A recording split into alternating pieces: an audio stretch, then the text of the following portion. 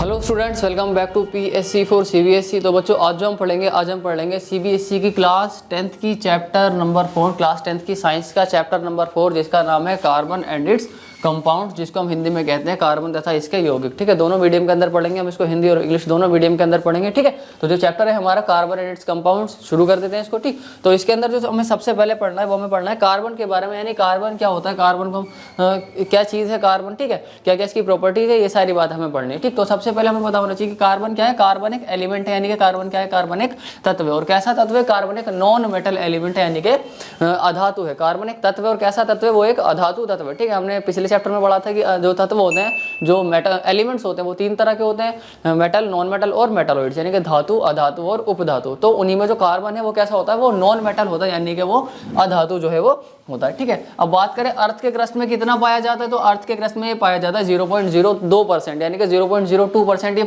अर्थ के क्रस्ट में, यानी पृथ्वी की सतह में 0.02% पाया जाता है। और एटमॉस्फेयर के अंदर कितना पाया जाता है, तो एटमॉस्फेयर के अंदर ये पाया जाता है 0.3%, और वो भी कार्बन डाइऑक्साइड की फॉर्म में जो है वो पाया जाता है। ठीक है, तो जो कार्बन होता है वो वायुमंडल में कितना पाया जाता है, 0.3% पाया जाता है, और वो भी कार्बन डाइऑक्साइड की फॉर्म में पाया जाता है। ठीक है, आगे बात करें इसके सिंबल की, तो कार्बन का सिंबल होता है C, इसका एटॉमिक नंबर होता है 6, इसका एटॉमिक मास होता है 12। ठीक है, इलेक्ट्रॉनिक कन्फिगरेशन इसका होता है 2 और 4, यानी इलेक्ट्रॉनिक विन्यास जिसको हम कहते हैं, तो वो कितना होता है, 2 और 4 होता है। और इसकी जो संयोजकता होती है वो कितनी होती है, 4 इसकी संयोजकता जो है होती है। ठीक है, अब इसकी संयोजकता 4 है, तो इसका मतलब क्या है कि कार्बन या तो 4 इलेक्ट्रॉन को ले लेगा, या फिर 4 इलेक्ट्रॉन को दे देगा, या फिर 4 इलेक्ट्रॉन को शेयर करेगा। इन तीनों में से कोई एक काम करेगा, या तो 4 इलेक्ट्रॉन को देगा या लेगा या फिर शेयर करेगा। ठीक है, और इन्हीं 4 इलेक्ट्रॉन्स को शेयर करके या लेकर या फिर देकर क्या बनाता है, कार्बन बॉन्ड बनाता है। ठीक है, तो वही हमारा अगला टॉपिक है। अगला टॉपिक है हमारा बॉन्डिंग इन कार्बन, यानी कि कार्बन में आबंध किस तरीके से बनाता है, मतलब कि जो कार्बन है वो दूसरे कार्बनों के साथ में किस तरीके से जुड़ता है, किस तरीके से बॉन्डिंग बनाता है। ठीक है ना, तो वही है। तो क्या करता है, कार्बन अपने इलेक्ट्रॉन्स को शेयर करता है। क्या करता है, carbon shares its valence electron. तो कार्बन बॉन्डिंग किस तरीके से बनाता है, कार्बन अपने जो वैलेंस इलेक्ट्रॉन है उन वैलेंस इलेक्ट्रॉन को शेयर करके क्या बनाता है, बॉन्डिंग जो है बनाता है। ठीक है, तो यहाँ पर दे रखा है कि carbon shares its valence electron with the other atoms of carbon और with atoms of other element. ठीक है, कार्बन क्या करता है, शेयर करता है, लेकिन किसके साथ में शेयर करता है, अपने इलेक्ट्रॉन को या तो दूसरे कार्बन के एटम के साथ में शेयर करता है, या फिर जो दूसरे एलिमेंट्स हैं उनके एटम के साथ में जो शेयर करता है। ठीक है, जैसे कि क्लोरीन है, क्लोरीन के साथ में भी शेयर करता है अपने इलेक्ट्रॉन्स को, जैसे कि ऑक्सीजन है, हाइड्रोजन है। ठीक है, इन और भी काफी सारे एलिमेंट्स हैं जिनके साथ में कार्बन क्या करता है, इलेक्ट्रॉन्स को शेयर करता है। ठीक है, जैसे कि क्लोरीन के साथ में शेयर करता है, तो क्या बनाता है, क्लोरीन के साथ में एटम को शेयर करके कार्बन टेट्राक्लोराइड बना लेगा, ऑक्सीजन के साथ में कार्बन डाइऑक्साइड बना देगा, हाइड्रोजन के साथ में CH4 यानी कि मीथेन बना देगा, और भी सारे काफी सारे कंपाउंड्स बनाता है। तो हमने अभी देखा है कि जो कार्बन है वो बॉन्डिंग करता है, किस तरीके से बॉन्डिंग करता है, वो इलेक्ट्रॉन्स को शेयर करता है। ना तो कार्बन इलेक्ट्रॉन्स को लेता है, ना ही देता है। ठीक है, क्यों नहीं लेता देता, उसका रीजन हम आगे पढ़ेंगे, लेकिन हमें इतना पता चल गया कि जो कार्बन है वो कार्बन क्या करता है, कार्बन इलेक्ट्रॉन्स को शेयर करता है, और उन इलेक्ट्रॉन्स को शेयर करके बॉन्डिंग बनाता है, और बाकी सारे काफी सारे कंपाउंड जो है वो बनाता है। ठीक है, यहाँ पर दे रखा है कि कार्बन अपने अन्य परमाणु, यानी या तो कार्बन के परमाणु या अन्य तत्वों के परमाणुओं के साथ संयोजकता इलेक्ट्रॉनों की साझेदारी करता है। वो ना तो इलेक्ट्रॉनों को लेता है ना ही देता, वो क्या करता है, साझेदारी करता है, यानी कि वो क्या करता है, शेयर करता है अपने इलेक्ट्रॉन्स को। ठीक है, और इलेक्ट्रॉन्स को शेयर करके जो बॉन्ड बनाया जाता है, हमने अभी देखा कि जो कार्बन है, कार्बन बॉन्ड बनाता है कैसे, इलेक्ट्रॉन्स को शेयर करके। तो जो इलेक्ट्रॉन्स को शेयर करके जो बॉन्ड बनाया जाता है उसका एक नाम है जिसको हम बोलते हैं कोवेलेंट बॉन्ड। क्या बोलते हैं, कोवेलेंट बॉन्ड। तो कार्बन इलेक्ट्रॉन को शेयर करके बॉन्ड बना रहा है, तो कार्बन किस तरीके का बॉन्ड बना रहा है, कार्बन एक कोवेलेंट बॉन्ड बना रहा है। तो ये बात यहाँ पर दे रखिए कि carbon forms covalent bond with carbon. तो कार्बन के साथ में किस तरीके का बॉन्ड बनाता है, कोवेलेंट बॉन्ड जो है बनाता है। ठीक है, बाकी एलिमेंट्स के साथ में भी कैसा बॉन्ड बनाता है, कोवेलेंट बॉन्ड जो है बाकी एलिमेंट्स के साथ में भी बनाता है। ठीक, तो कार्बन के साथ में सह संयोजी आबंध बनाता है। तो सह संयोजी आबंध क्या होते हैं, सह संयोजी आबंध ऐसे आबंध जो कि इलेक्ट्रॉनों की साझेदारी से बनते हैं, उनको हम सह संयोजी आबंध कहते हैं। ठीक है, पिछले चैप्टर के अंदर हमने पढ़ा था आयनिक बॉन्ड क्या होते हैं, आयनिक आबंध, यानी जिसको हमने इलेक्ट्रोवैलेंट नाम भी दिया था। तो इलेक्ट्रोवैलेंट जो आबंध होते हैं, इलेक्ट्रोवैलेंट जो बॉन्ड होते हैं वो कैसे होते हैं, जो कि इलेक्ट्रॉन के ट्रांसफर करने से बनते हैं। ठीक है, एक मेटल से नॉन मेटल में इलेक्ट्रॉन को ट्रांसफर किया जाता है, और उस ट्रांसफर करने से जो बॉन्ड बनता है उसको हम इलेक्ट्रोवैलेंट यानी कि आयनिक बॉन्ड्स उनको हम कहते हैं। ठीक है, लेकिन जो कोवेलेंट बॉन्ड होते हैं वो कौन से बॉन्ड होते हैं, जो इलेक्ट्रॉन्स को शेयर करके बनते हैं। ठीक है, इलेक्ट्रॉनों की साझेदारी से जो बॉन्ड बनता है वो कौन सा बॉन्ड बनता है, वो कोवेलेंट बॉन्ड यानी सहसंयोजी आबंध जो है बनता है। तो कार्बन कौन सा बॉन्ड बनाता है, कार्बन एक सहसंयोजी आबंध यानी कि कोवेलेंट बॉन्ड जो कार्बन बनाता है। ठीक है, चलिए आगे दे रखा है कोवेलेंट बॉन्ड की डेफिनेशन दे रखी है यहाँ पर, ठीक है। तो bonds which are formed by sharing of electrons, electron pair between two atoms are known as covalent bond. यानी कि दो एटम के बीच में इलेक्ट्रॉन का पेयर शेयर करने से जो बॉन्ड बनेगा वो कौन सा बॉन्ड बनेगा, वो कोवेलेंट बॉन्ड बनेगा, ठीक है। तो दो परमाणुओं के बीच इलेक्ट्रॉनों के युग्म की साझेदारी के द्वारा बनने वाले आबंध सहसंयोजी आबंध कहलाते हैं, ठीक है। तो दो परमाणुओं के बीच में जो इलेक्ट्रॉन को साझा करने से जो आबंध बनता है वही आबंध का नाम क्या पड़ जाता है, सहसंयोजी आबंध उसका नाम जो है पड़ जाता है, ठीक है। आगे उसकी उस प्रॉपर्टी दे रखी है, इन पर क्वेश्चन भी आता है, एक एक दो नंबर पे क्वेश्चन आ जाता है इनका, ठीक है। तो पहला है they have low melting and boiling point, ठीक है। जो कोवेलेंट बॉन्ड होते हैं, कोवेलेंट बॉन्ड्स जो होते हैं उनका जो मेल्टिंग पॉइंट होता है और जो बॉइलिंग पॉइंट होता है वो कैसा होता है, काफी ज्यादा लो जो है उनका काफी ज्यादा मेल्टिंग और बॉइलिंग पॉइंट होता है, ठीक है। आगे दे रखा है they are poor conductor of electricity. जो मेल्टिंग पॉइंट जो कोवेलेंट बॉन्ड्स होते हैं उनकी जो क्या होते हैं वो पुअर कंडक्टर ऑफ इलेक्ट्रिसिटी होते हैं, यानी कि इनके अंदर से करंट पास नहीं होता, ठीक है। चलिए आगे दे रखा है carbon has 4 electrons in its outermost shell and need to gain 4 electrons to attain noble gas configuration. हमने देखा कि कार्बन की वैलेंसी कितनी है, कार्बन की वैलेंसी 4 है। कितनी है, कार्बन की वैलेंसी 4 है। मतलब अगर मैं कार्बन का स्ट्रक्चर बनाना चाहूँ तो किस तरीके से बनेगा, कार्बन का स्ट्रक्चर बन जाएगा, ठीक है। सबसे पहले न्यूक्लियस हो जाएगा उसका, पहली शेल में कितने इलेक्ट्रॉन्स आते हैं, 2 इलेक्ट्रॉन्स आते हैं, और अगली शेल में कितने इलेक्ट्रॉन्स आते हैं, अगली शेल के अंदर 8 इलेक्ट्रॉन आते हैं। लेकिन हमने देखा था कि कार्बन की 6 इलेक्ट्रॉन है कार्बन के पास टोटल, 6 में से 2 के शेल में आ गए, अब बचे कितने, 4, तो 4 से अगली शेल के अंदर आ जाएंगे, ठीक है ना। तो ये तो हो गया कार्बन का स्ट्रक्चर, ठीक है। अब 9th क्लास के अंदर आपने पढ़ा होगा कि जो आउटर मोस्ट शेल होती है उनके अंदर ज्यादा से ज्यादा कितने इलेक्ट्रॉन होने चाहिए, 8 इलेक्ट्रॉन जो है उनके अंदर होने चाहिए, लेकिन इसके पास कितने हैं, 4 इलेक्ट्रॉन है। तो अभी ये कैसा स्टेबल नहीं है, ठीक है ना। तो इसको क्या करना है, अपना नोबल गैस कॉन्फ़िगरेशन अटेन करना है, ठीक है। तो ये क्या करेगा, ये अपने 8 इलेक्ट्रॉन पूरे करेगा। जब ये अपने इस शेल के अंदर 8 इलेक्ट्रॉन आ जाएंगे तो क्या होगा, इसका नोबल गैस कॉन्फ़िगरेशन जो है कंप्लीट हो जाएगा, ठीक है ना। तो इसको क्या करना है, 8 इलेक्ट्रॉन कंप्लीट करना है। इसका मतलब इसको कितने और इलेक्ट्रॉन्स की जरूरत है, अभी इसके पास 4 इलेक्ट्रॉन है तो इसको 4 इलेक्ट्रॉन्स की और ज्यादा जरूरत है, ठीक है। अब 4 इलेक्ट्रॉन्स को लेने के लिए क्या कर सकता है, या तो ये 4 इलेक्ट्रॉन्स को कहीं से ले ले, या फिर ये जो इसके 4 इलेक्ट्रॉन्स हैं बाहर वाले इनको दे दे। तो इसके पास क्या बचेगा, इसके पास एक शेल बचेगी जिसमें क्या होंगे, 2 इलेक्ट्रॉन्स होंगे, तो इसका ड्यूप्लेट हो जाएगा, ठीक है। एक तो तरीका है ये कि 4 इलेक्ट्रॉन किसी से ले ले। अब 4 इलेक्ट्रॉन्स ले लेगा तो इसके शेल में कितने हो जाएंगे, 8 इलेक्ट्रॉन्स हो जाएंगे। एक तरीका है कि 4 इलेक्ट्रॉन को दे दे, 4 इलेक्ट्रॉन को दे देगा तो कितना बचेगा अपना, इसके पास ड्यूप्लेट बचेगा। लेकिन एक और तरीका है जो कि 4 इलेक्ट्रॉन्स को शेयर करने का, जैसे क्या है, एक 4 इलेक्ट्रॉन्स को शेयर करने का। तो कार्बन क्या करता है, कार्बन ना तो 4 इलेक्ट्रॉन को लेता है ना ही 4 इलेक्ट्रॉन को देता है, ये दोनों में से कुछ नहीं करता। कार्बन क्या करता है, कार्बन इलेक्ट्रॉन्स को शेयर कर लेता है, ठीक है। एक रीजन ये भी कि जो कार्बन का एक नॉन मेटल है, तो नॉन मेटल जो इलेक्ट्रॉन्स को देते नहीं है, ठीक है। नॉन मेटल्स क्या करते हैं, इलेक्ट्रॉन्स को ले लेते हैं। तो नॉन इलेक्ट्रॉन, एक रीजन ये भी इसके ना देने का कि एक नॉन मेटल और नॉन मेटल इलेक्ट्रॉन्स को देते नहीं है, ठीक है ना। वो क्या करते हैं, नॉन मेटल जो होते हैं वो इलेक्ट्रॉन्स को लेते हैं, गेन करते हैं, लूज नहीं करते हैं, ठीक। तो कार्बन क्या करता है, कार्बन इलेक्ट्रॉन्स को शेयर करता है, ठीक है। अब वो शेयर किस तरीके से करता है वो हम आगे देखेंगे, ठीक। लेता क्यों नहीं है, देता क्यों नहीं है, सारी चीजें जो है इसके अंदर पढ़ेंगे, ठीक है। तो यहाँ पर दे रखा है कि कार्बन के सबसे बाहरी कोश में 4 इलेक्ट्रॉन होते हैं तथा उत्कृष्ट गैस विन्यास प्राप्त करने के लिए इसको 4 इलेक्ट्रॉन प्राप्त करने या 4 इलेक्ट्रॉन खोने की आवश्यकता होती है, जैसे कि मैंने अभी आपको बताया था, ठीक है। वही है, if it were to lose और गेन इलेक्ट्रॉन्स, अगर ये इलेक्ट्रॉन्स को गेन करना चाहे तो क्या होगा, अगर ये इलेक्ट्रॉन्स को लूज करना चाहे तो क्या होगा, ठीक है। तो यहाँ पे दे रखा है कि अगर कार्बन इलेक्ट्रॉन्स को क्या कर ले, गेन कर दे, क्या कर ले, कार्बन इलेक्ट्रॉन्स को गेन कर ले, तो क्या होगा, इसके पास एक आयन बन जाएगा C4- एनायन। क्यों, क्योंकि जब वो क्या करा है, इसने कार्बन ने क्या करा, इलेक्ट्रॉन्स को गेन किया है। अब इसने कितने इलेक्ट्रॉन्स को गेन किया, 4 इलेक्ट्रॉन को इसने गेन किया, तो इस पर क्या आ जाएगा, C4- का निशान आ जाएगा। क्यों, क्योंकि इसने 4 इलेक्ट्रॉन्स को लिया है इसलिए, ठीक है। 4 आएगा क्योंकि 4 इलेक्ट्रॉन्स लिए हैं। अब माइनस का निशान इसलिए आएगा क्योंकि इसने इलेक्ट्रॉन्स को गेन किया है, ठीक है। तो जितने इलेक्ट्रॉन्स को गेन करते हैं उतने माइनस का चार्ज आ जाता है। तो इसने 4 इलेक्ट्रॉन को गेन किया है तो ये इस पर कितना चार्ज आ जाएगा, 4 माइनस का जो चार्ज आ जाएगा। अब इसने इलेक्ट्रॉन को गेन किया है तो ये क्या बन जाएगा, एक एनायन बन जाएगा। इस पर माइनस का निशान आ गया इसलिए क्या बन जाएगा, एक एनायन जो है बन जाएगा, ठीक है। तो ये यहाँ पर कि मतलब it could gain 4 electrons forming C4- anion. तो कार्बन क्या कर सकता है, 4 इलेक्ट्रॉन को ले सकता है और क्या बनाएगा, C4- anion. But it would be difficult for the nucleus with 6 proton. अब हमने देखा था कि जो कार्बन है, कार्बन का एटॉमिक नंबर कितना है, 6 है। कितना है, कार्बन का एटॉमिक नंबर 6 है। इसका मतलब क्या है कि इसके पास क्या होंगे, 6 ही इलेक्ट्रॉन्स होंगे और 6 ही प्रोटॉन्स होंगे, ठीक है। अब हमने देखा था, अब नंबर ऑफ न्यूट्रॉन कितने होंगे इसके पास, तो नंबर ऑफ न्यूट्रॉन हम निकाल सकते हैं। नंबर ऑफ न्यूट्रॉन निकाल लेंगे हम कैसे, कि हमने देखा था कि इसका एटॉमिक मास कितना है, इसका एटॉमिक मास 12 है। अब एटॉमिक मास क्या होता है, एटॉमिक मास होता है नंबर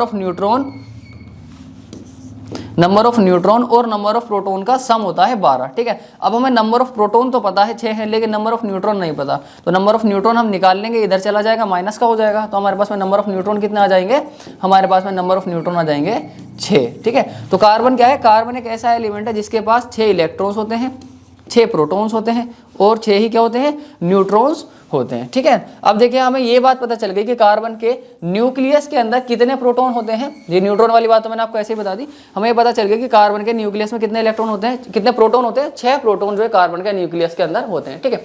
अब अगर ये कहीं से 4 इलेक्ट्रॉन ले लेगा, कार्बन के पास 6 इलेक्ट्रॉन थे, अब इसने कहीं से 4 इलेक्ट्रॉन्स और ले लिए, तो इसके पास कितने इलेक्ट्रॉन्स हो जाएंगे, टोटल हो जाएंगे इसके पास 10 इलेक्ट्रॉन जो है हो जाएंगे। लेकिन इसके पास प्रोटॉन कितने हैं, 6 इसके पास जो है प्रोटॉन है।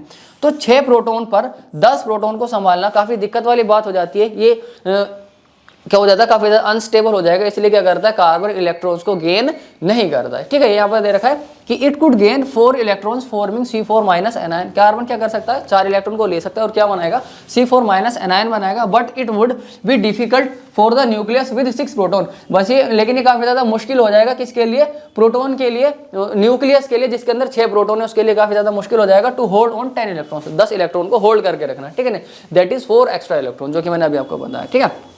अगर देखा ये 4 इलेक्ट्रॉन प्राप्त कर C4- ऋणायन बना सकता है। ये क्या करेगा, कार्बन क्या कर सकता है, 4 इलेक्ट्रॉन ले लेगा तो क्या बना देगा, वो C4- ऋणायन बना देगा, ठीक है। लेकिन 6 प्रोटॉन वाले नाभिक के लिए 10 इलेक्ट्रॉन यानी 4 अतिरिक्त मतलब 4 एक्स्ट्रा इलेक्ट्रॉन को धारण करना मुश्किल हो सकता है, ठीक है। इसीलिए क्या करता है, कार्बन इलेक्ट्रॉन्स को गेन नहीं करता, मतलब जो कार्बन है वो इलेक्ट्रॉन को लेता नहीं है। अब एक तरीका है कि इलेक्ट्रॉन को लूज कर दे, मतलब इसके जो पास जो 4 इलेक्ट्रॉन है वो दे दे, ठीक है। उसमें भी दिक्कत है, उसमें क्या है कि it could lose 4 electrons forming C4+ cation. अगर कार्बन इलेक्ट्रॉन्स को लूज करेगा तो उस पर क्या आ जाएगा, प्लस का निशान आ जाएगा। अब जितने इलेक्ट्रॉन्स को लूज करेगा उतने ही प्लस का निशान आ जाएगा। इसने 4 इलेक्ट्रॉन्स को लूज करा तो इस पर क्या आ जाएगा, 4+ का निशान आ जाएगा। तो कार्बन क्या बन जाएगा, C4+ कैटायन बन जाएगा। क्यों, क्योंकि अपने इसने 4 इलेक्ट्रॉन को लूज किया है, ठीक है। तो ये दे रखा है it would require a large amount of energy to remove electrons. अब अगर कार्बन अपने 4 इलेक्ट्रॉन को लूज करेगा तो इसके अंदर क्या होगा, काफी ज्यादा एनर्जी लगेगी, ठीक है। जब इलेक्ट्रॉन को लूज किया जाता है तब क्या होता है, काफी ज्यादा एनर्जी जो है लगती है, ठीक। तो क्या करेगा, कार्बन को अगर अपने 4 इलेक्ट्रॉन को लूज कर रहा है तो उसे क्या चाहिए, काफी ज्यादा लार्ज अमाउंट में एनर्जी चाहिए, ठीक। Living behind A carbon cation with 6 proton in its nucleus holding on to just 2 electrons। अब अगर ये अपने 4 इलेक्ट्रॉन को लूज कर देगा तो उसके पास कितने इलेक्ट्रॉन्स बचेंगे, 2 इलेक्ट्रॉन बचेंगे, क्योंकि इसके पास 6 इलेक्ट्रॉन थे, 6 में से इसने 4 दे दिए, 4 लूज कर दिए तो कितने बचे, 2 इलेक्ट्रॉन बचे।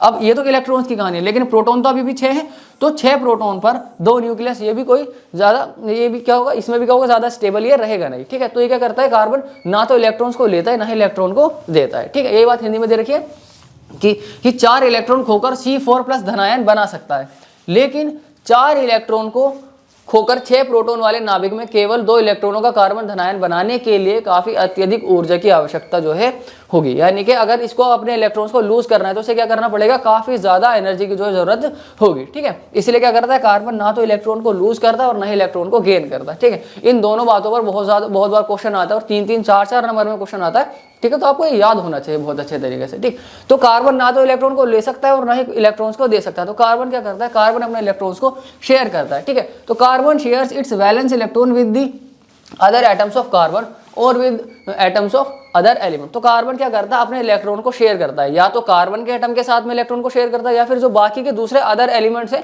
उनके एटम के साथ में शेयर करता है। जैसे कि मैंने आपको बताया था, क्लोरीन के साथ में, ऑक्सीजन के साथ में, हाइड्रोजन के साथ में, इन सब के साथ में भी क्या करता है, कार्बन अपने इलेक्ट्रॉन को शेयर करता है, ठीक है। तो ये देखा, कार्बन अपने अन्य परमाणुओं या अन्य तत्वों के परमाणुओं के साथ इलेक्ट्रॉनों की साझेदारी करता है, ठीक है, और उनसे इलेक्ट्रॉनों की साझेदारी करके बॉन्ड बनाता है। और वो कौन सा बॉन्ड बनता है, वो एक कोवेलेंट बॉन्ड, यानी कि वो एक सहसंयोजी आबंध जो है बनता है, ठीक है। Many other elements form molecules by sharing electrons. सिर्फ कार्बन ही नहीं है जो इलेक्ट्रॉन को शेयर करके बॉन्ड बनाता है, और भी काफी सारे जो है एलिमेंट्स है जो कि इलेक्ट्रॉन को शेयर करके बॉन्ड बनाते हैं, जैसे कि हाइड्रोजन है, ठीक है, नाइट्रोजन है, ऑक्सीजन है, क्लोरीन है, ये सब भी क्या करते हैं, ये सब भी इलेक्ट्रॉन को शेयर करके बॉन्ड बनाते हैं, ठीक है। ये भी इलेक्ट्रॉन को ट्रांसफर नहीं करते, ये भी इलेक्ट्रॉन को शेयर करके बॉन्ड बनाते हैं, मतलब कि ये भी कोवेलेंट बॉन्ड बनाते हैं। कौन कौन बनाते हैं, हाइड्रोजन है, ऑक्सीजन है, ठीक है, नाइट्रोजन है, क्लोरीन है, ये सब भी क्या करते हैं, इलेक्ट्रॉन को शेयर करके यानी कोवेलेंट बॉन्ड जो है बनाते हैं, ठीक। अब ये कैसे बनाते हैं, जैसे कि हाइड्रोजन है, जैसे कि क्या है, हाइड्रोजन है। अब हमें पता है हाइड्रोजन का जो एटॉमिक नंबर होता है वो 1 होता है। इसका मतलब क्या है कि इसके पास कितने इलेक्ट्रॉन्स होंगे, एक ही जो है हाइड्रोजन के पास में इलेक्ट्रॉन होगा, ठीक है। अब अगर मैं इसका स्ट्रक्चर बनाना चाहूँ तो किस तरीके से बनेगा, ये इसका न्यूक्लियस हो जाएगा, ठीक है, और ये इसकी पहली शेल के अंदर एक इलेक्ट्रॉन जो है हमने लिख दिया। अब हमें पता है पहली शेल के अंदर 2 इलेक्ट्रॉन आते हैं, लेकिन इसके पास कितने, एक ही इलेक्ट्रॉन है, तो इसको एक और इलेक्ट्रॉन की जरूरत है। तो ये क्या करता है, दूसरे हाइड्रोजन के साथ में इलेक्ट्रॉन को शेयर कर लेता है, ठीक है। जैसे कि ये एक हाइड्रोजन था जिसके पास में एक इलेक्ट्रॉन था, ठीक है, तो ये दूसरे हाइड्रोजन से क्या करेगा, इलेक्ट्रॉन को शेयर कर लेगा। दूसरा हाइड्रोजन है, इसके पास भी एक इलेक्ट्रॉन, तो इसके पास भी सेम कहानी कि इसके भी शेल में कितना इलेक्ट्रॉन होंगे, एक ही इलेक्ट्रॉन होगा, तो इसको भी एक इलेक्ट्रॉन की जरूरत पड़ेगी। तो दोनों हाइड्रोजन क्या करते हैं, एक दूसरे का एक इलेक्ट्रॉन शेयर कर लेते हैं, ठीक है ना। ये क्या करते हैं, एक दूसरे का एक इलेक्ट्रॉन जो इस तरीके से शेयर कर लेते हैं और क्या बना लेते हैं, ये एक बॉन्ड बना लेते हैं। अब देखो इन्होंने एक ही पेयर शेयर करा है, तो इनका क्या बन जाएगा, इनका बन जाएगा सिंगल बॉन्ड बन जाएगा, ठीक है। तो हाइड्रोजन क्या करता है, इस तरीके से सिंगल बॉन्ड जो है बना लेता है, अपना बॉन्ड बना लेता है। हाइड्रोजन इस तरीके से कोवेलेंट बॉन्ड को शेयर, अपने मतलब इलेक्ट्रॉन को शेयर करके क्या बना लेता है, अपने बॉन्ड्स जो है वो बना लेता है, ठीक है ना। तो ये क्या बना लेता है, हाइड्रोजन इलेक्ट्रॉन को शेयर करके एक H2 मॉलिक्यूल जो है बना लेता है, ठीक है।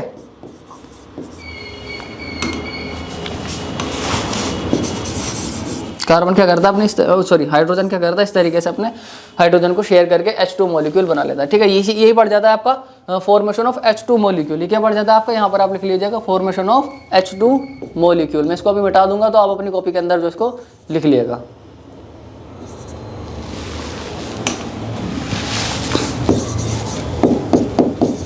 फॉर्मेशन ऑफ H2 मॉलिक्यूल, ठीक है। इस तरीके से फॉर्मेशन ऑफ H2 मॉलिक्यूल बनती है, ठीक। फिर उसके बाद अगला आता है कि जो ऑक्सीजन है, ऑक्सीजन किस तरीके से बनाता है, ठीक है। तो हमें पता है ऑक्सीजन के बारे में कुछ बातें बताता हूँ। जैसे कि जो ऑक्सीजन है, ऑक्सीजन का नंबर होता है 8। ऑक्सीजन का नंबर कितना होता है, 8 होता है। इसका मतलब क्या कि ऑक्सीजन के पास भी कितने इलेक्ट्रॉन होंगे, 8 जो है ऑक्सीजन के पास में इलेक्ट्रॉन होंगे। अब इसका जो थोड़ा सा स्ट्रक्चर बना के देख लेते हैं, ठीक। ये रफली काम है हमारा। तो पहले न्यूक्लियस बनेगा, फिर उसके बाद पहली शेल के अंदर आ जाएंगे 2 इलेक्ट्रॉन। अब 8 में से 2 इलेक्ट्रॉन इसके अंदर आ गए, तो अगली शेल में कितना आएंगे, 8 में से 2 आ गए तो 6 बचे।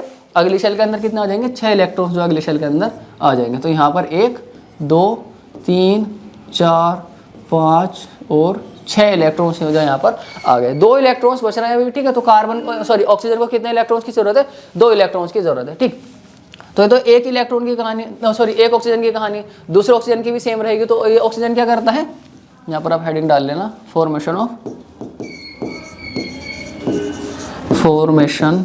ऑफ O2 मॉलिक्यूल, ठीक है। तो ये क्या करता है, जैसे कि ऑक्सीजन है, ठीक, इसके पास कितने इलेक्ट्रॉन्स हैं, मैं यहाँ पर दिखा दूँ आपको, 3 4 5 6। इसके पास 6 इलेक्ट्रॉन, हमने यहाँ पे 6 इलेक्ट्रॉन इस तरीके से दिखा दिए, ठीक है। वैसे ही दूसरा ऑक्सीजन होगा, उसकी भी यही कहानी होगी। उसके पास भी कितने इलेक्ट्रॉन होंगे, 6 इलेक्ट्रॉन होंगे, और इसको भी कितने इलेक्ट्रॉन की जरूरत होगी, 2 इलेक्ट्रॉन्स की इसको भी जरूरत होगी, क्योंकि लास्ट शेल में 8 इलेक्ट्रॉन आने चाहिए और इनके पास 6 हैं। तो 8 को करने के लिए कितने की कमी है, 2 इलेक्ट्रॉन्स की कमी है। मतलब इनको कहीं से 2 इलेक्ट्रॉन मिल जाए तो इनका क्या होगा, ऑक्टेट पूरा हो जाएगा, ठीक है। तो क्या करते हैं, एक दूसरे के अपने 2 इलेक्ट्रॉन्स जो है शेयर कर लेते हैं, ठीक है ना। इस तरीके से क्या करते हैं, ये एक दूसरे के इलेक्ट्रॉन्स को जो है शेयर कर लेते हैं, ठीक है। तो ये वाला ऑक्सीजन इस वाले ऑक्सीजन के 2 इलेक्ट्रॉन को शेयर कर लेगा और ये वाला ऑक्सीजन इसके 2 इलेक्ट्रॉन्स को शेयर कर लेगा। अब कितने इलेक्ट्रॉन के पेयर शेयर हुए हैं, तो 2 इलेक्ट्रॉन के पेयर शेयर हुए हैं, एक ये वाला पेयर और एक ये वाला पेयर। तो यहाँ पर कितने बॉन्ड बन जाएंगे, यहाँ पर इन दोनों के बीच में 2 बॉन्ड जो है बन जाएंगे, ठीक है। और इस तरीके से क्या बन जाएगा, हमारा O2 मॉलिक्यूल जो है बन जाएगा, ठीक है। तो ये होती है O2 मॉलिक्यूल की फॉर्मेशन, ठीक है। ये पेपर में काफी बार पूछा भी जा चुका है 2 नंबर में, और हो सकता है अभी भी आ जाए। तो आपको पता होना चाहिए H2 मॉलिक्यूल की फॉर्मेशन किस तरीके से होती है, O2 मॉलिक्यूल की फॉर्मेशन किस तरीके से होती है, ठीक है। आपको समझ में आ रहा है तो लाइक कर देना, ठीक है। कमेंट करके बता दो समझ में आ रहा है, अगर नहीं समझ में आ रहा है तब भी हमें कमेंट करके बता दीजिएगा, ठीक है। कोई डाउट रह गया तब भी कमेंट जो है कर दीजिएगा, ठीक है। चलिए उसके बाद अगला देख लेते हैं। अगला हम देख लेते हैं यहाँ पर नाइट्रोजन की किस तरीके से होती है। तो हेडिंग लगेंगे सबसे पहले, हेडिंग डालेंगे सबसे पहले फॉर्मेशन ऑफ, हेडिंग डालेंगे हम formation of N2 molecule, formation of N2 molecule,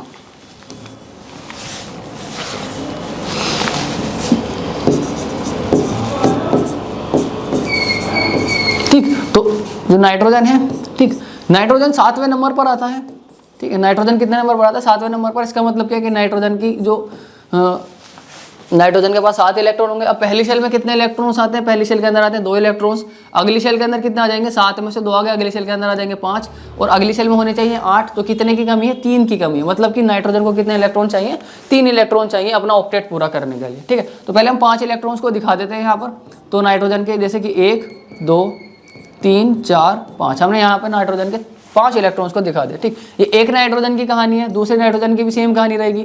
तो 1 2 3 4 5 ये दूसरे नाइट्रोजन को हो गया, ठीक है। अब अगर इन दोनों को 3 इलेक्ट्रॉन मिल जाए तो इनका ऑक्टेट पूरा हो जाएगा, ठीक है, ये स्टेबल हो जाएंगे, ठीक है। तो ये क्या करता है, ये वाला जो नाइट्रोजन है, मैं थोड़ा सा नीचे करके बनाता हूँ यहाँ पर, ठीक है। ये वाला जो नाइट्रोजन है, 1 मिनट, तो ये दोनों क्या करते हैं, ये दोनों एक दूसरे के 3 इलेक्ट्रॉन्स को क्या कर लेते हैं, शेयर जो है कर लेते हैं। तो ये वाला नाइट्रोजन इसके 3 इलेक्ट्रॉन्स को शेयर कर लेगा, और ये वाला नाइट्रोजन इसके 3 इलेक्ट्रॉन्स को शेयर कर लेगा, और इनके पास दोनों के पास कितने हो जाएंगे, 8 इलेक्ट्रॉन इन दोनों के पास में हो जाएंगे। गिन के देख लो, 1 2 3 4 5 6 7 8, 1 2 3 4 5 6 7 8। तो दोनों के पास में 8 हो गए। तो इन्होंने क्या बना लिया, एक N2 मॉलिक्यूल जो है बना लिया। तो इस तरीके से क्या बनता है, N2 मॉलिक्यूल की फॉर्मेशन जो है होती है, N2 मॉलिक्यूल, ठीक है। इसमें ज्यादातर यही पूछा जाता है, हमारा ऑक्सीजन वाला ज्यादा पूछा जाता है, ठीक। अब इन्होंने 3 पेयर जो है इलेक्ट्रॉन के शेयर करें, तो इनके पास कितने बॉन्ड बन जाएंगे, 3 बॉन्ड जो इनके पास नाइट्रोजन के बन जाएंगे,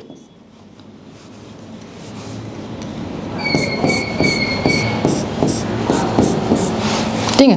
तो यहाँ पर इसने कितने शेयर करे, 3 पेयर जो है इन्होंने शेयर करे, ठीक है। तो यहाँ पर हमारे पास में आ गया N2 मॉलिक्यूल, इसने कितने शेयर करे, 3 पेयर शेयर करे। मैं तो पेयर बता रहा हूँ, आपको इसे ध्यान रखना है कि जो हाइड्रोजन होता है वो कितना हमेशा 1 पेयर को शेयर करेगा, और जो ऑक्सीजन होगा वो ऑक्सीजन के साथ में 2 पेयर को, मतलब 2 बॉन्ड बनाएगा, और नाइट्रोजन 3 बॉन्ड को बनाएगा, ठीक है। हाइड्रोजन 1 बॉन्ड बनाता है, सिंगल बॉन्ड बनाता है, ऑक्सीजन 2 डबल बॉन्ड बनाएगा, और नाइट्रोजन ट्रिपल बॉन्ड जो है बनाएगा, ठीक है ना। चलिए अगला आता है आपका, हाइड्रोजन को हो गया, नाइट्रोजन को हो गया, ऑक्सीजन को हो गया। अगला आता है क्लोरीन का। क्लोरीन का आप बताओगे, आप बनाओगे, मैं आपको बता देता हूँ कि जो क्लोरीन होता है वो 17वें नंबर पर आता है, और इसके पास जो इलेक्ट्रॉन होंगे वो 17 होंगे, ठीक। अब इसके शुरू की शेल में कितने इलेक्ट्रॉन्स आ जाएंगे, 2 इलेक्ट्रॉन्स आ जाएंगे शुरू की शेल में। अब 17 में से 2 इलेक्ट्रॉन शुरू की शेल में आ गए, बचे 15। अगली शेल में आने चाहिए 8, तो 15 में से 8 अगली शेल के अंदर आ गए, 15 में से 8 अगली शेल के अंदर आ गए। फिर उससे लास्ट शेल में कितने बचेंगे, 7। होने कितने चाहिए, 8, 1 की कमी है। तो मैंने आपको बता दिया किस तरीके से करोगे। अब आपको जो है बनाना है इसका स्ट्रक्चर किस तरीके से बनेगा, क्लोरीन का जो Cl2 मॉलिक्यूल की फॉर्मेशन किस तरीके से होती है वो आपको बनानी है। तो मैं यहाँ पे लिख देता हूँ कि फॉर्मेशन ऑफ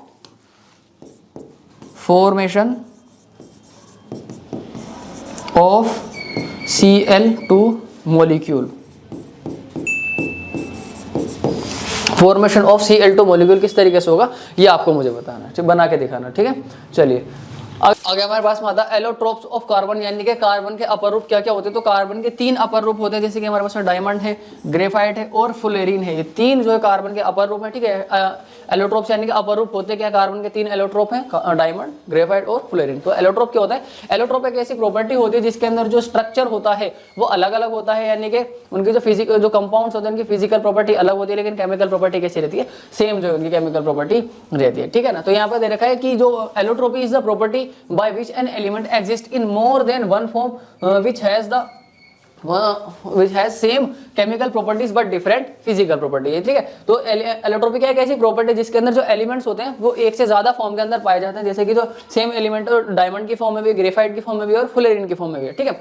और अलग अलग फॉर्म होती है, उन अलग अलग फॉर्म की जो फिजिकल प्रॉपर्टी होती है वो अलग रहती है, लेकिन जो केमिकल प्रॉपर्टी होती है वो एक जैसी रहती है। केमिकल प्रॉपर्टी सेम क्यों रहती है, क्योंकि ये तीनों एक ही एलिमेंट से बने हुए हैं, इसीलिए इनकी केमिकल प्रॉपर्टी जो सेम रहती है। फिजिकल प्रॉपर्टी डिफरेंट क्यों रहती है, क्योंकि इन सबके स्ट्रक्चर अलग अलग रहते हैं, जिसकी वजह से इनकी जो फिजिकल प्रॉपर्टी रहती है वो अलग रहती है, ठीक है। ये हिंदी में दे रखा है, किसी तत्व के विभिन्न रूप जिनके रासायनिक गुणधर्म समान लेकिन भौतिक गुणधर्म अलग होते हैं उस तत्व के अपर रूप कहलाते हैं। अपर रूप क्या होते हैं, अपर रूप होते हैं कि एक ही तत्व है उसके अलग अलग रूप हैं, और जितने भी अलग अलग रूप हैं उन सबके भौतिक गुणधर्म तो अलग हैं लेकिन रासायनिक गुणधर्म समान है। तो इस गुण को हम क्या कहते हैं, उनका अपर रूप जो है कह देते हैं। जैसे कि कार्बन है, कार्बन के हमारे पास 3 एलोट्रोप होते हैं, यानी कि कार्बन के कितने अपर रूप हैं हमारे पास में, 3 अपर रूप हैं। पहला है डायमंड यानी हीरा, दूसरा ग्रेफाइट यानी जिसको हम हिंदी में ग्रेफाइट ही कहते हैं, और तीसरा है फ्लोरीन जिसको हम फ्लोरीन ही जो है कहते हैं, ठीक है। बकमिंस्टर फ्लोरीन भी कहा जाता है इसको, ठीक है। तो यही बात, एक ही बात है, ठीक। चलिए फिर उसके बाद हमारे पास आते सबसे पहले डायमंड यानी कि हीरा। ठीक है। ये कार्बन का एक एलोट्रोप है, यानी कि कार्बन का क्या है, एक अपर रूप है। इसके अंदर क्या होता है, इसके अंदर एक कार्बन चार कार्बन के एटम से जो है घिरा हुआ रहता है, सराउंडेड रहता है, ठीक है। तो each carbon atom is bonded to 4 other atoms of carbon atoms forming a rigid 3 dimensional structure. Carbon के अंदर क्या होता है, कार्बन का एक एलोट्रोप है, कार्बन का सॉरी डायमंड क्या है, डायमंड एक एलोट्रोप है कार्बन का। इसके अंदर क्या होता है, डायमंड के अंदर एक कार्बन 4 कार्बन के एटम से जो है घिरा हुआ रहता है, ठीक है। और क्या बनाता है, एक 3D स्ट्रक्चर बनाता है। क्या बनाता है, 3 डायमेंशनल स्ट्रक्चर, यानी कि एक 3D स्ट्रक्चर जो है बनाता है, ठीक है। तो कार्बन एक जो हीरा है, हीरा क्या है, कार्बन का एक अपर रूप है, ठीक। हीरे कार्बन का प्रत्येक परमाणु, हीरे में यहां पर लिख लेना आप, हीरे में, तो हीरे में कार्बन का प्रत्येक परमाणु कार्बन के 4 परमाणुओं के साथ आबंधित होता है, यानी कि कार्बन का एक परमाणु कार्बन के 4 परमाणुओं से घिरा हुआ रहता है, ठीक है। जिससे एक दृढ़ त्रिआयामी संरचना बनती है, यानी कि 3D स्ट्रक्चर बनता है, त्रिआयामी संरचना जो है बनती है, ठीक। उसके बाद प्रॉपर्टी है, प्रॉपर्टी पूछ ली जाती है काफी बार, ठीक है। तो जो कार्बन है वो कैसा, जो डायमंड है वो कैसा होता है, काफी ज्यादा हार्ड होता है, यानी कि जो डायमंड है, जो हीरा है वो कैसा होता है, बहुत ही ज्यादा कठोर होता है, ठीक। अगली है कि ये बैड कंडक्टर होते हैं, किसके, इलेक्ट्रिसिटी के। इनके अंदर से करंट पास नहीं हो सकता। इनके अंदर करंट पास क्यों नहीं हो सकता, क्योंकि इनके अंदर एक भी इलेक्ट्रॉन फ्री नहीं बचता है, इसलिए क्या होता है, इनके अंदर करंट पास नहीं होता, ठीक है। जो हीरे होते हैं वो कैसे होते हैं, विद्युत के कुचालक होते हैं, ठीक है। कुचालक क्यों होता है, क्योंकि इनके पास में कोई भी मुक्त इलेक्ट्रॉन नहीं होता, ठीक। चलिए आगे है वेरी हाई मेल्टिंग पॉइंट। इनका जो मेल्टिंग पॉइंट होता है वो क्या होता है, काफी ज्यादा होता है। इनका गलनांक क्या रहता है, काफी ज्यादा। हीरे का जो गलनांक होता है वो क्या होता है, काफी ज्यादा होता है, यानी कि मेल्टिंग पॉइंट काफी हाई जो है होता है, ठीक है। अगला हमारे पास में ग्रेफाइट, अगला हमारे पास में ग्रेफाइट। तो ग्रेफाइट का ये भी एक कार्बन का एलोट्रोप है, यानी कि क्या है, कार्बन का एक अपर रूप है, ठीक है। तो इसमें क्या होता है, जैसे कि हमने देखा था पीछे कि जो डायमंड है, डायमंड में एक कार्बन 4 कार्बन से घिरा रहता है, लेकिन जो ग्रेफाइट होता है इसके अंदर एक कार्बन 3 कार्बन से घिरा हुआ रहता है, ठीक है ना। तो इसी की वजह से इनका स्ट्रक्चर अलग हो जाता है, जिसकी वजह से इनकी फिजिकल प्रॉपर्टी भी अलग हो जाती है, ठीक है ना। तो in graphite each carbon is bonded to 3 other atoms of carbon in the same plane giving a hexagonal array. यानी कि इसके अंदर क्या होता है, एक कार्बन 3 कार्बन से घिरा हुआ रहता है ग्रेफाइट के अंदर, जबकि डायमंड के अंदर क्या था, एक कार्बन 4 कार्बन से घिरा हुआ था। अब एक भी इलेक्ट्रॉन फ्री था नहीं, तो उसके अंदर से इलेक्ट्रिसिटी पास हुई नहीं। लेकिन इनके अंदर क्या हो रहा है, 3 कार्बन, एक कार्बन एटम जो 3 कार्बन से घिरा हुआ, मतलब कि एक इलेक्ट्रॉन अभी भी फ्री है। अब उस एक इलेक्ट्रॉन के फ्री होने की वजह से क्या होता है, ग्रेफाइट के अंदर से करंट पास हो जाता है। इसका मतलब ये क्या होते हैं, गुड कंडक्टर ऑफ इलेक्ट्रिसिटी होते हैं, ठीक है। तो ये बात यहाँ पे दी हुई है कि ग्रेफाइट में कार्बन के प्रत्येक परमाणु का आबंध कार्बन के 3 परमाणु के साथ एक ही तल पर होता है, जिसे एक षटकोणीय व्यू मिलता है, ठीक है। तो कार्बन का एक परमाणु कार्बन का कितने परमाणु से घिरा हुआ होता है, 3 परमाणु से घिरा हुआ होता है, जिसकी वजह से एक इलेक्ट्रॉन फ्री बच जाता है, यानी एक मुक्त इलेक्ट्रॉन बच जाता है। उसी एक मुक्त इलेक्ट्रॉन की वजह से, फ्री इलेक्ट्रॉन की वजह से क्या होता है, इनके अंदर से इलेक्ट्रिसिटी कंडक्ट हो जाती है, ठीक है। तो ये क्या बन जाते हैं, गुड कंडक्टर ऑफ इलेक्ट्रिसिटी, यानी कि विद्युत के सुचालक बन जाते हैं, ठीक है। फिर उसके बाद ये कैसे होते हैं, स्लिपरी, यानी कि बहुत ज्यादा चिकने होते हैं, और फिसलनशील होते हैं, यानी कि स्लिपरी और स्मूथ होते हैं काफी ज्यादा, ठीक है, चिकने और फिसलनशील होते हैं। आगे इनका वेरी हाई मेल्टिंग पॉइंट रहता है। मेल्टिंग पॉइंट इनका कैसे रहता है, काफी ज्यादा जो इनका मेल्टिंग पॉइंट रहता है, ठीक है, दोनों का, हीरे का भी और ग्रेफाइट का भी, यानी डायमंड और ग्रेफाइट दोनों का कैसा रहता है, मेल्टिंग पॉइंट हाई रहता है। लेकिन जो डायमंड होते हैं वो बैड कंडक्टर होते हैं, और जो ग्रेफाइट होता है वो गुड कंडक्टर होते हैं, ठीक है। बस ये था। आगे है फुलेरिन। फुलेरिन क्या होता है, एलोट्रोप ऑफ कार्बन। ये भी क्या है, ये भी एक एलोट्रोप ऑफ कार्बन है, ठीक है। सबसे पहले जो पहचान की गई थी फुलेरिन में, वो पहचान की गई थी C60 की, जिसके अंदर क्या था, जो कार्बन एटम्स थे वो एक फुटबॉल की शेप की जैसे अरेंज थे, मतलब कार्बन का अरेंजमेंट इस तरीके से हो रखा था, जैसे फुटबॉल की शेप होती है उसी के जैसे कार्बन का एक अरेंजमेंट हो रखा था, ठीक है। तो उससे सबसे पहले जिसकी उसी में इसका नाम क्या रखा गया था, फुलेरिन, जो इसका नाम रखा गया था, ठीक है। तो ये रखा यहाँ पर बकमिंस्टर फुलेरिन इसका पूरा नाम है, C60 बकमिंस्टर फुलेरिन इसको जो है कहा जाता है, ठीक है। इस पर क्वेश्चन पूछा नहीं जाता, ठीक। तो फुलेरिन क्या, कार्बन का एक अपर रूप है। इसमें क्या होता है, सबसे पहले C60 की पहचान की गई, जिसमें कार्बन के परमाणु फुटबॉल के रूप में व्यवस्थित होते हैं, ठीक है। चलिए आगे चलते हैं। आगे हमारे पास में वर्साटाइल नेचर ऑफ कार्बन, यानी कि कार्बन की सर्वतोमुखी प्रकृति। इसके अंदर हमें 2 पढ़ना है। सबसे पहले हमें पढ़ना है कैटिनेशन के बारे में, और दूसरा आता है टेट्रावैलेंसी, ठीक है। पहला है हमारे पास में श्रृंखलर, और दूसरा है चतुसंयोजकता, ठीक। तो कैटिनेशन क्या होता है, carbon has the unique ability to form bonds with other atoms of carbon giving rise to a large molecule, ठीक है। कार्बन की क्या, कार्बन की एक यूनिक प्रॉपर्टी है, ठीक है। कार्बन की क्या है, एक यूनिक प्रॉपर्टी है, जो कि क्या प्रॉपर्टी की, कार्बन क्या होता है, कार्बन के बाकी एटम के साथ में क्या कर सकता है, लंबी से लंबी चेन जो इस तरीके से वो बना सकता है, ठीक है। अब लंबी से लंबी चेन बनाएगा तो लंबा से लंबा मॉलिक्यूल भी बनेगा, बड़े से बड़ा मॉलिक्यूल भी बनेगा, ठीक। तो ये यहाँ पर दिया हुआ है कि जो कार्बन की एक unique property, carbon has a unique ability, इसके अंदर एक खास जो है एबिलिटी है, जो कि क्या कर सकता है, बॉन्ड बनाने की एबिलिटी, ठीक। To form bonds with other atoms of carbon, मतलब कि कार्बन के साथ में लंबी से लंबी चेन बना सकता है, लंबी से लंबे मॉलिक्यूल, बड़े से बड़े मॉलिक्यूल बना सकता है, ठीक है। इसी प्रॉपर्टी को हम क्या कहते हैं, कैटिनेशन कहते हैं, यानी कि श्रृंखलन कहते हैं, ठीक है। तो कार्बन के अन्य परमाणुओं के साथ आबंध बनाने की अद्वितीय क्षमता होती है, जिससे बड़ी संख्या में अणु बनते हैं। इस गुण को हम क्या कहते हैं, श्रृंखलन कहते हैं। मतलब कि कार्बन के साथ में जुड़ के क्या कर सकता है, लंबी से लंबी श्रृंखला बना सकता है, जिससे कि बड़े से बड़ा क्या बनेगा, अणु जो है हमें कार्बन का मिलेगा, ठीक है। चलिए आगे देखते हैं। आगे टेट्रावैलेंसी का मतलब क्या, टेट्रा का मतलब होता है 4, वैलेंसी का मतलब तो हमें देख ही लिया। तो कार्बन की वैलेंसी कितनी होती है, 4 होती है। इसका मतलब क्या है कि कार्बन या तो कार्बन के 4 एटम के साथ में बॉन्ड बना सकता है, या फिर दूसरे ऐसे एलिमेंट जिनकी वैलेंसी 1 है उनके 4 एटम के साथ में बॉन्ड बना सकता है। इसी प्रॉपर्टी को हम क्या कहते हैं, टेट्रावैलेंसी कहते हैं, ठीक है। तो देखा, since carbon has a valency of 4, मतलब कि कार्बन की वैलेंसी कितनी होती है, 4 कार्बन की वैलेंसी होती है, तो it is capable of bonding with 4 other atoms of carbon, यानी कि क्या कर सकता है, कार्बन के 4 बाकी और एटम के साथ में बॉन्ड बना सकता है, और atom of some other monovalent element, और दूसरे एलिमेंट के एटम के साथ में भी बना सकता है, लेकिन उनकी वैलेंसी भी कितनी होनी चाहिए, उनकी वैलेंसी 1 होनी चाहिए। मतलब वो कैसे होना चाहिए, मोनोवैलेंट होना चाहिए। मोनो का मतलब होता है एक वैलेंट, मतलब वैलेंसी, ठीक है। तो एक वैलेंसी वाले एलिमेंट के साथ में भी 4 एटम के साथ में जो है ये बॉन्ड बना सकता है, ठीक है। आगे चतुसंयोजकता, यानी कि टेट्रावैलेंसी कहते हैं। तो चूंकि कार्बन की संयोजकता 4 होती है, अतः इसमें कार्बन के अन्य 4 परमाणुओं या कुछ अन्य एक संयोजक तत्वों के परमाणुओं के साथ आबंधन की क्षमता होती है। मतलब कि कार्बन की संयोजकता कितने, 4। इसका मतलब क्या कि कार्बन के 4 परमाणुओं के साथ में क्या कर सकता है, आबंध बना सकता है, या फिर दूसरे तत्व जिनके जो परमाणु है उनकी अगर एक संयोजकता है तो उनके 4 परमाणुओं के साथ में भी क्या बना सकता है, वो आबंध बना सकता है। बशर्ते वो कैसे होने चाहिए, एक संयोजकता वाले तत्व जो है वो होने चाहिए, जो दूसरे तत्व है कार्बन से अलावा जो दूसरे तत्व हैं वो, ठीक है। चलिए आगे चलते हैं। आगे हमारे पास में हाइड्रोकार्बन्स, आगे हमारे पास में आता है हाइड्रोकार्बन्स क्या होते हैं। तो हाइड्रोकार्बन्स हम अगली क्लास में पढ़ेंगे, आज की क्लास में हम सिर्फ इतना ही रखेंगे, ठीक है। तो आज हमने पढ़ा है कार्बन के बारे में काफी सारी बातें पढ़ी, ठीक। कार्बन किस तरीके से बॉन्ड बनाता है, कोवैलेंट बॉन्ड की डेफिनेशन, कोवैलेंट बॉन्ड क्या होता है, ठीक है। मेल्टिंग पॉइंट क्या रहता है इनका, बॉइलिंग पॉइंट क्या रहता है, ठीक है। कंडक्ट इलेक्ट्रिसिटी कंडक्ट करते हैं या नहीं करते हैं, काफी सारी बातें पढ़ी, ठीक है। कार्बन के एलोट्रोप्स के बारे में जाना, वर्सेटाइल नेचर पढ़ा कार्बन का, ठीक। हाइड्रोजन की फॉर्मेशन, ऑक्सीजन की फॉर्मेशन, नाइट्रोजन की फॉर्मेशन हमने देखी थी, ठीक है। तो ये काफी सारी बातें हमने की है, ठीक। तो इसको क्या करना है, आपको रिवाइज कर लेना, बहुत अच्छे से इसको पढ़ना है, ठीक है। अपनी कॉपी के अंदर लिख लेना, ठीक। आपसे मिलेंगे अगली वीडियो के अंदर, जिसके अंदर हम पढ़ेंगे, जिसके अंदर हम हाइड्रोकार्बन के बारे में पढ़ेंगे, ठीक है। यहाँ से मैं आपको बताऊंगा कि किस किस तरीके के क्वेश्चंस आते हैं, ठीक है। किस किस तरीके के क्वेश्चंस आते हैं, पूछे जाते हैं, कितने नंबर के पूछे जाते हैं, ठीक है। तो वो सारी बातें जो अगली वीडियो के अंदर करेंगे, ठीक। तो अगर आप चैनल पर नए हैं तो चैनल को सब्सक्राइब कर लीजिएगा, वीडियो को लाइक कर दीजिएगा, ठीक। कमेंट करके बताइए आपको समझ में आया है या नहीं, जो भी दिक्कत रही है वो कमेंट करिए, ठीक है। और फिर मिलते हैं आपसे फिर नई वीडियो में।